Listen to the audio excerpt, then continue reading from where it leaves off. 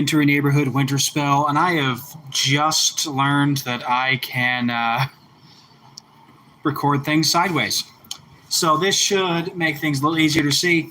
So in the early 2000s, there was a popular game that was known as Chaotic. This had a TV show on 4Kids. This had a trading card game that had a different mechanic to it, where all the cards would have codes on them that you could enter into the online portion and actually obtain the card. Sort of like passwords in Yu-Gi-Oh! Video games where you can use to get the card there. So,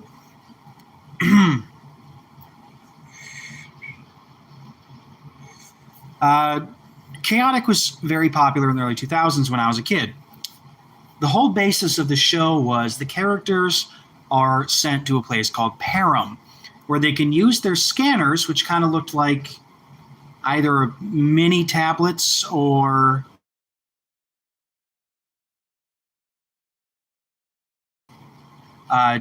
and they would scan that lived in Param and then be able to transform into them to battle in the Betadromes.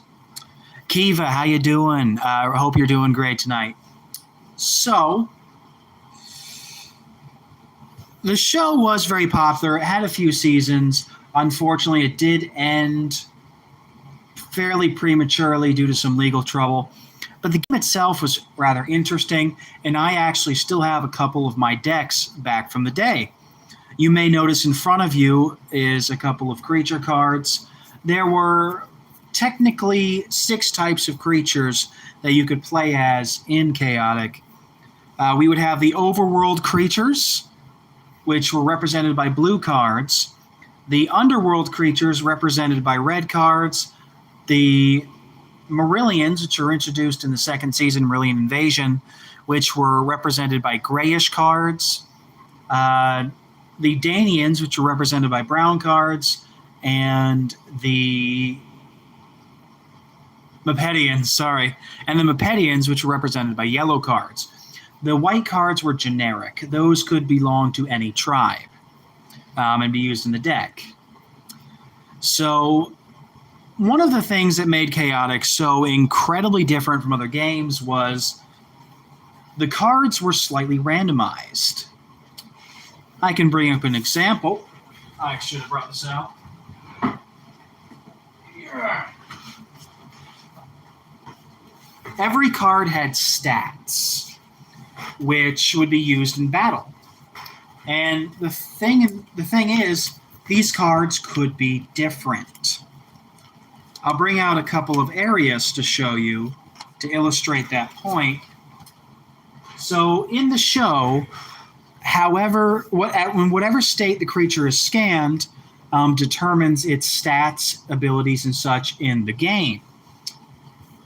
That was actually brought into the card game with the randomized stats. There was a range that they could be. For example, you see my Arias on the left has 45 energy, while my Arias on the right has 55. This one has stats going down with that orientation, while this Arias has slightly different stats. So that was a really interesting part of the card game where it would be randomized, and what you pull out of a pack or are able to trade with somebody could determine how well your deck runs. So the basic idea of the game is you set up your army, and you have to advance across the battlefield and destroy your opponent's army, defeating creatures by making them run out of energy. Whatever creature wins the battle, usually they're one-on-one battles at a time, as you move across the board, kind of like chess. Let's say this guy wants to go in this guy's space. They would do battle. If he wins, he gains a space. If not, he's gone. This guy keeps his space. Your creatures would be aided by battle gear, different mutagens you could cast, and would have attack cards you could play. So let's take a look at the actual orientation of the cards. We'll use this boy here, Maxor, one of my absolute favorite cards, and the leader of the overworld. The other guy here is Kaor. This is the leader of the underworld. I do not really have any Mepedian or Danian cards or Marillions. I do apologize. I'm huge into Overworld and Underworld, so those are what I have. So let's take a look at the card. At the top, we have our tribe symbol and our name, as well as saying what kind of rarity card this is. We have our picture, and we have our code. This is the code that we would enter online to be able to use it. Usually there's some flavor text. Now let's get into the card itself. If the creature has an ability, it's going to be down there in this text here. For example, he can use a Mutagen counter to heal 10 to a target creature. It also has showing it's a creature and tells its creature type. This one is an Overworld hero. If we look at Kaor, we'll see his typing is Underworld Conqueror Warrior. There would be certain cards that would require certain creature types. So down here is the creature's energy. That's its health bar. And that's what you have to deplete to be able to defeat the creature. On the right here are the elements that this creature has access to. The 4 elements being fire, wind, water, and earth. Maxor here has access to fire and earth. That will be explained a bit more when we get to attack cards. Over here is, on the bottom here in this little hexagon here, no, that might be an octagon, but whatever gon it is, these are Mutagen counters. So your creatures together added up is the Mutagen counters you have available to you. For example, if I have these 3 creatures in my army, I now have access to 5 Mutagen counters to use for this game.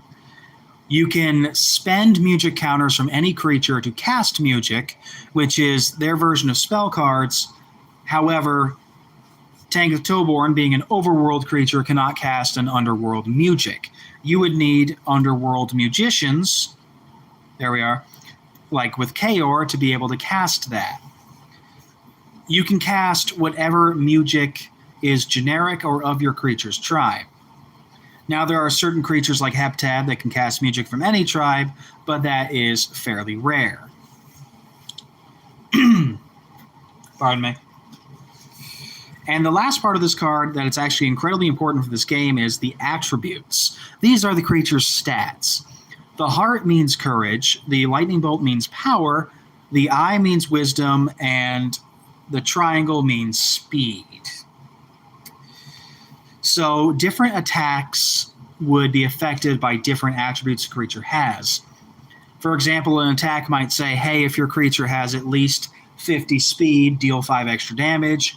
Or if your creature has 15 more courage than this creature, then you're able to deal this amount of damage. And your attributes could also determine which creature goes first in battle, what takes initiative, which we'll be able to discuss a little bit later when we reach location cards.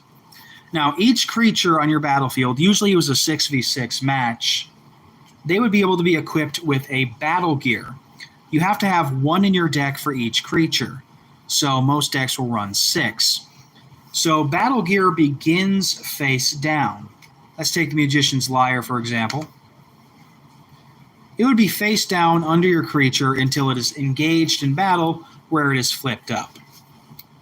Now, there would be certain battle gear that would begin the battle face up. For example, I believe I actually have one. Yes, the Kalor. The Kalor would begin the game face up. But most battle gear will begin the game face down and then remain face up after the creature has been engaged.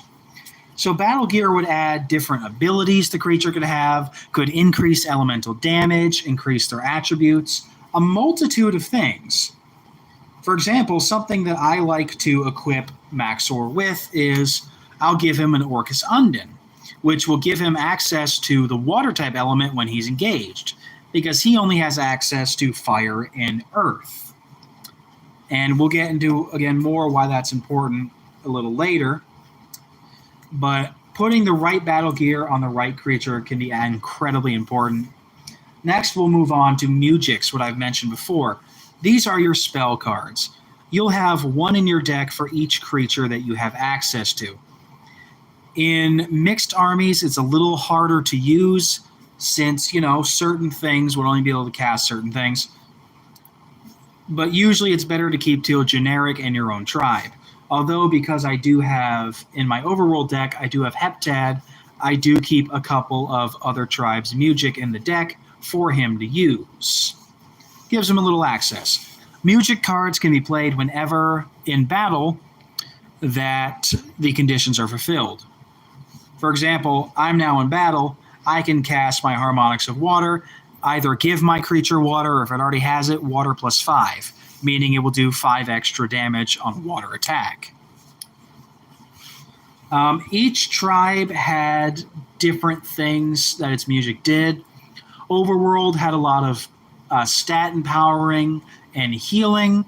Like Underworld had a lot of direct damage and stat decreasing. Empedians, since they could usually turn invisible and had a whole mechanic around that, would have things that would assist your invisibility or disrupt the battlefield, for example.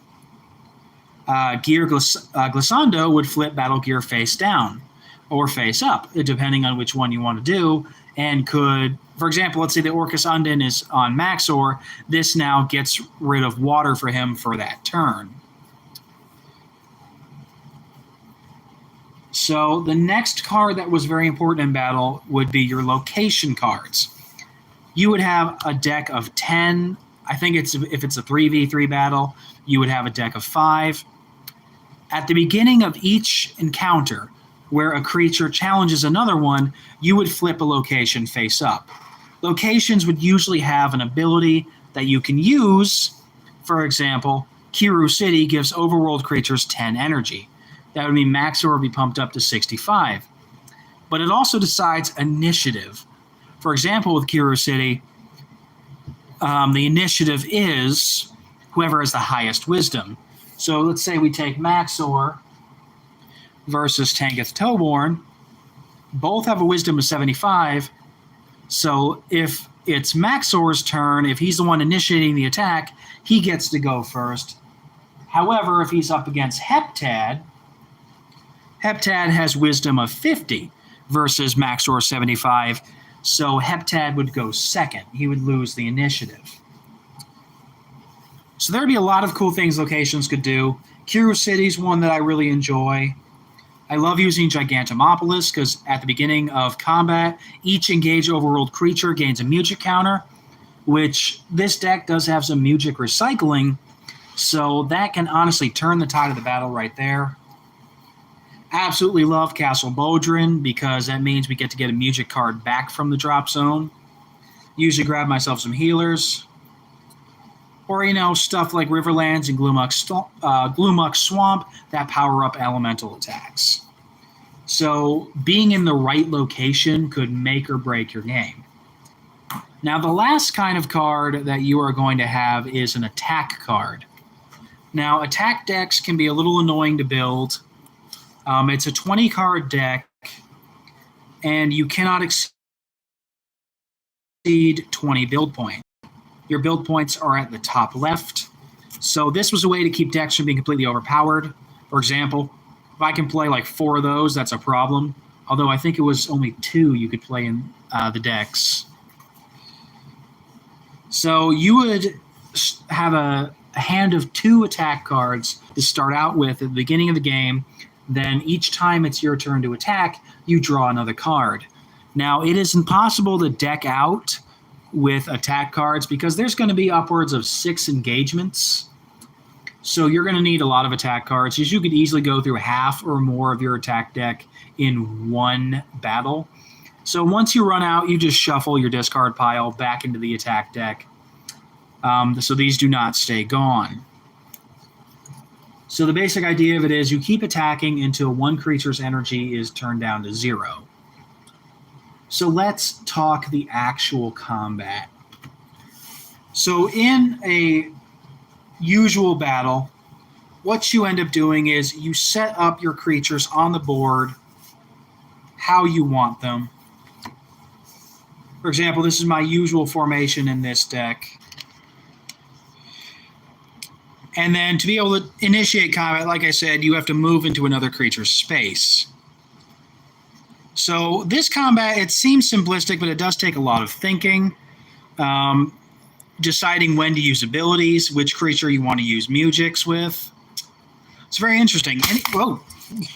Ah! Sorry. I really need a better stand for this. And even with the deck building itself, deciding what creatures to put in, like what abilities make sense, who's going to be your main attackers, or are you going to have a creature like Blazer who is really there just for his ability? So, really interesting. Then, of course, you have to decide which creature gets which battle gear, and then you go from there. All in all, I don't think that Chaotic got the runtime that it should have. There's been a lot of rumors of it trying to come back unsuccessfully, because I think they finally wrapped up the legal problems that stomped it in the first place. I would love to see a resurgence of Chaotic. I had a lot of fun with this game back in the day, and I still have fun when I can get a game of it in, modern day. I love my boy Maxor. I love my boy Kaor. Got some great underworld creatures too. And a fantastic collection, which I appreciate. I would like to see this game get some love again. The anime was honestly fantastic. Well, actually, I think it was a cartoon. Pretty sure it was Canadian. It was around that time when Magi Nation was big. That early 2000s 4Kids era, which I appreciated, by the way. I would like to see this game get the resurgence it deserves. It's a fun game. It's a strategic game. And quite honestly, I absolutely loved it. I'm glad that I still have a couple of decks to be able to play with today. I would like to see it come back. Honestly, I don't know if it will because it hasn't as of yet. But we're still seeing online communities of people playing Chaotic. There's still an app in the App Store so you can track your battles. And it still seems to have a lot of love for the game in the communities. We just gotta get the game printed again. You can even still find some of the cards online, some of them even going for massive amounts of money. So all in all, this was not the absolute best game I've ever played, but it was a really good game. Great lore, great characters, and it was an absolute disappointment when the show and the game was ceased. So I thought I'd make a video about it just because, it's something I find very interesting. I don't know if we're going to see people coming out of the woodwork going, oh my God, I remember playing that game. It was so fantastic. And I thought, it'd be just something interesting for you guys to see and something I thought you'd really like. Also gives me the chance to try out, filming in this orientation now that I learned about this today. And all in all, great fun. So this is where we're going to cut off for now. I hope you guys did enjoy it. Like I said, I think it's an interesting game. I'd like to see it come back, but at this point, I honestly don't know if it will. But at least I can still enjoy my cards, and other people around the world can enjoy the cards I still have and playing games with each other. For example, I know a guy around me. He's got a Danian deck. I call him Danian Daddy. It's great fun. He enjoys his deck and the Hive mechanic with it. And we still get to play around and have fun. So until next time, this has been your Wintry Neighborhood Winter Spell, reminding you guys to stay frosty. Also, reminder that there will not be Pokemon match videos next Saturday, as I will be unable to attend the tournament. But I'm still hoping to meet with people like Zane and maybe a Damson throughout the week and still get you guys some Pokemon videos. Maybe see if we can get together with SWAT Daddy now that I've got 2 Pokemon decks and see if he wants to play a few matches. So we'll see what we can get out for you, because I know the Pokemon videos are very popular, so I would like to get more of those out for you. Until next time, this has been your Wintry Neighborhood Winter Spell, reminding you to stay frosty, and I will see you guys in the next video.